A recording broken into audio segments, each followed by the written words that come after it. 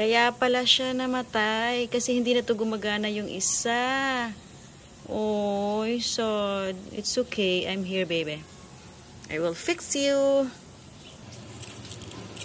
Ayan. So this is the wonder of it. Naku, ang tagal na kitang hindi napupuntahan. Kamusta ka na? Ano nang itsura mo? Hala siya. You're so madumi na. Parang months na kitang hindi napupuntahan. Oh my goodness. Ang dami ng mga pupo ng ibon. Huwag kang mag-alala. Lilinisin kita today. Let's get ready maglinis. Let's go!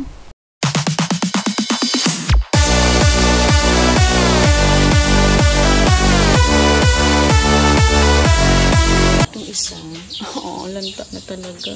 Hindi na nakayanan. This one, wala na ring tubig.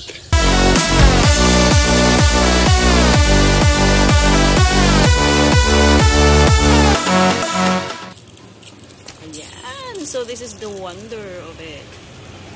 Yan. Yun o, ang ganda. So in-install to ni Habi para kahit hindi ako nakakaakyat, open ko lang siya sa baba, madidilig ka na sila dito sa taas. Yan. This is the mini sprinkler.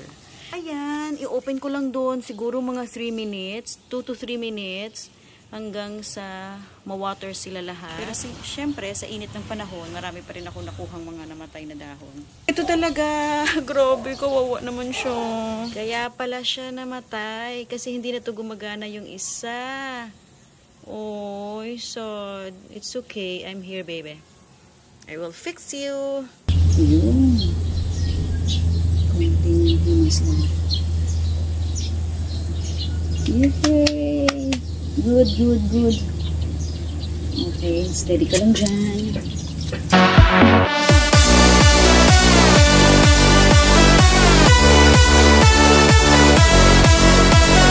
Pinalagyan namin to ng steel matting kasi dapat lalagyan ko to ng mga hanging plants. Kaya lang, hindi ko pa naasikaso.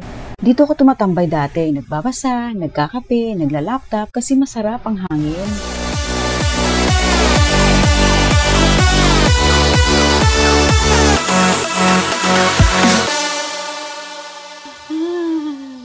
Can't touch my face because it's dirty pa. Masarap yung hangin dito sa taas. Sarap. So ito yun, lalagay ko lang dito and then open siya. Haakyat na yung water sa taas tapos magsisprinkle na doon sa halaman. Nice. Ito naman yung para dito sa baba. Check natin kung gumagana. Ayan.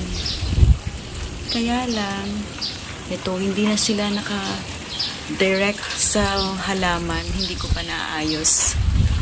Itong isa, kailangan na siyang ikutin kasi hindi na lumalabas yung water. This one, kailangan ikutin lang, ayusin lang. So, kailangan marami pang ayusin. So, ayun lang.